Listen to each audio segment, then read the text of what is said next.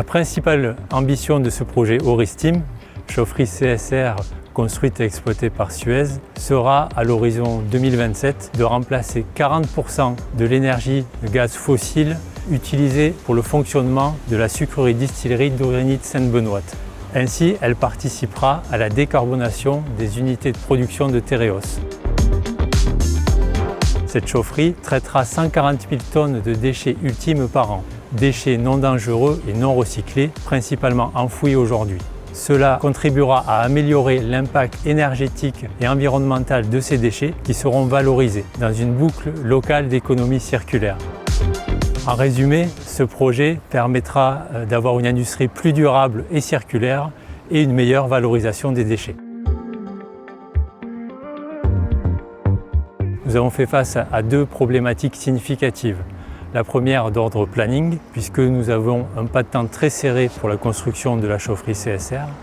Et la deuxième d'ordre technique, notamment par rapport au terrain qui est de taille très limitée, un peu moins de 2 hectares, ce qui nous a contraints à avoir une conception optimisée et à mettre en place un ordonnancement et un séquençage du chantier spécifique. L'appel d'offres génie civil portait sur un contrat de conception-réalisation qui permettait aux soumissionnaires de proposer des solutions innovantes et optimisées de façon à répondre aux contraintes techniques et planning du projet. Les produits préfabriqués béton ont été largement employés sur cette opération. Donc pour les parties horizontales, on a réalisé l'entièreté de nos planchers en éléments préfabriqués béton.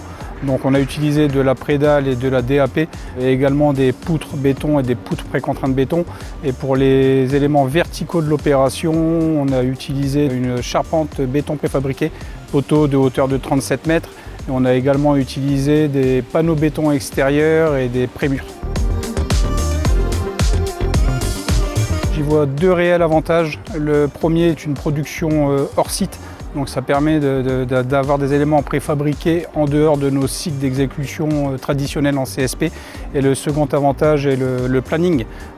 Aujourd'hui, on a environ 80% de l'ouvrage qui a été réalisé en béton préfabriqué, très largement employé sur cette opération pour respecter le planning et les dates de mise à disposition vis-à-vis de notre client. Je pense qu'on a eu la bonne approche en exécution sur le choix des éléments préfabriqués largement employés sur cette opération, ce qui nous a permis d'assurer les attendus clients et le respect du planning d'exécution.